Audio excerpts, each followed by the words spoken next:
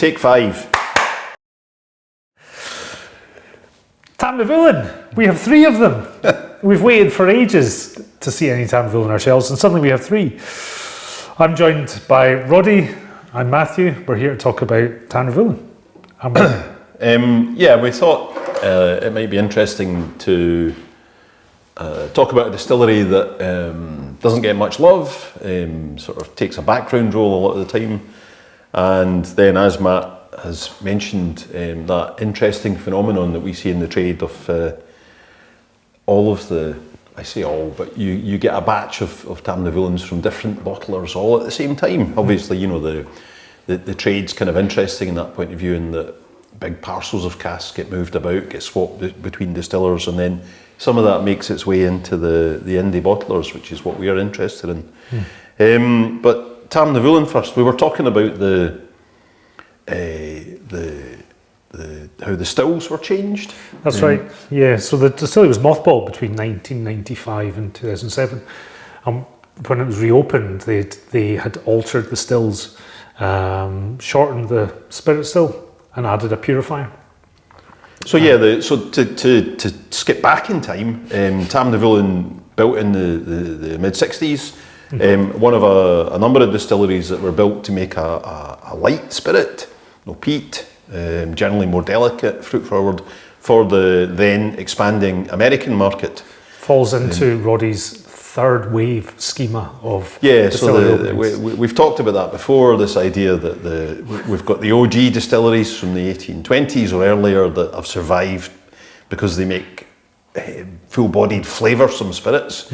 And then we have the late Victorian expansion, which was making a lighter style of whiskey for blending. And then we have that long hiatus from 1900 through to the 50s.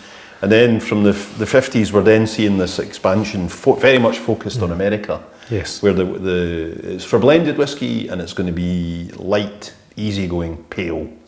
But then, you know, to come back to what you're saying, Matt, in the 21st century, they've changed how Tamnavulin runs.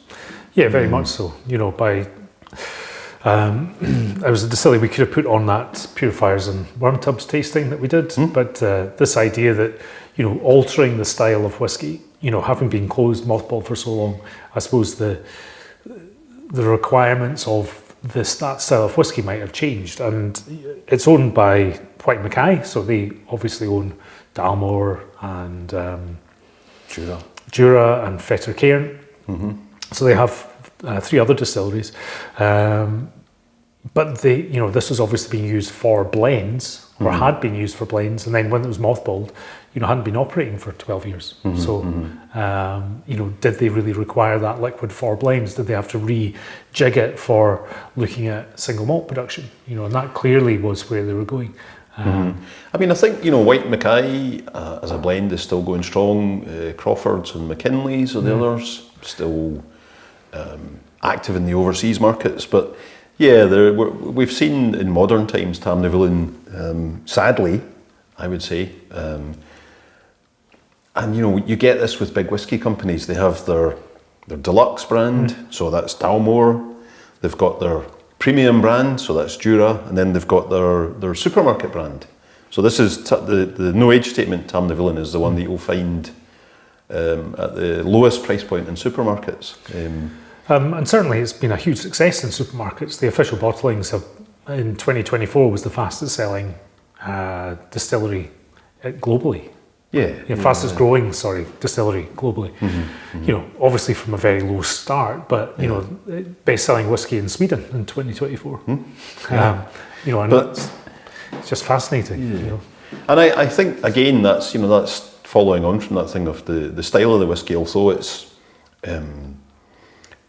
presumably heavier than it would have been. Like, I haven't tasted enough old Tamnavulins to make that comparison. Yeah, pre-95 Tamnavulin is not something you see popping up very often. No, it's not. But the style of that supermarket Tamnavulin is kind of reflected in these, in that everything that we've got here today to talk about is on the lighter side.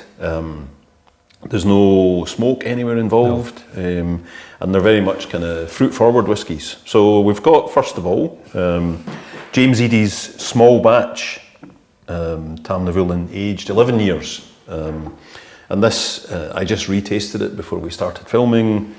Lovely, light, fruity, it's what I'd call a breakfast dram or a summer dram. Yeah, and again, from James Eadie, they bottle such great whiskies. And good value too. Yeah, good value. And that really helps. And this is their 46% range, which does sell very well and is extremely well priced on the shelf. Yes, it's a keen price.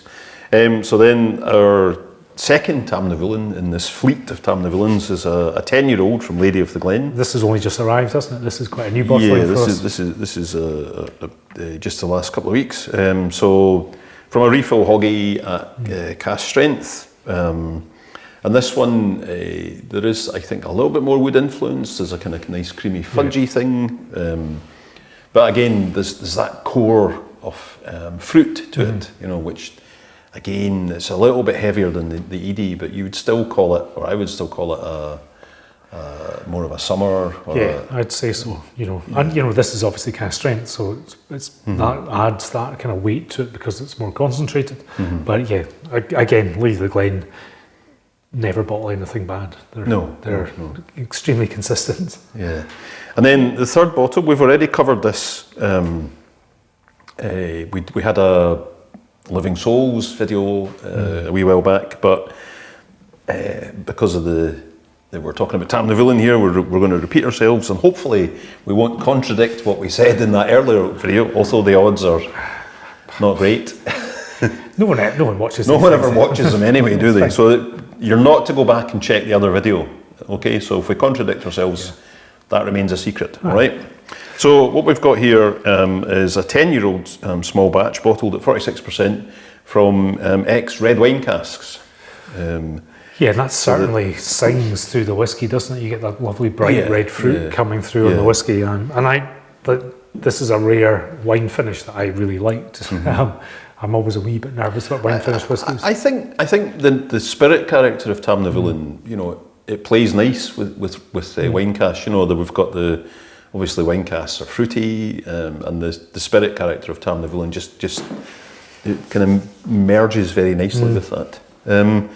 So as Matt said at the start, like buses, we've suddenly got 3 on the shelves at once. And if you haven't ever explored Tamnavulin before, or you've tried, you've tried the supermarket one, well, these are decidedly a step up from that. In terms of pricing at the moment, the James Eadie, that retails for £42. We've got that on the shelves. The Lady of the Glen, single cask at cask strength, £72.50. And the Living Souls small batch, that's £52. So something new for you to potentially explore, or interesting whiskies, great bottlers. All right, folks, I think we're done for just now. We'll go and catch a bus or something. There's 3 of them outside. Yeah, I know. All of a sudden, I don't know what's going on. The chaos in the city centre, all parked in Bath Street. Right, so we'll stop now.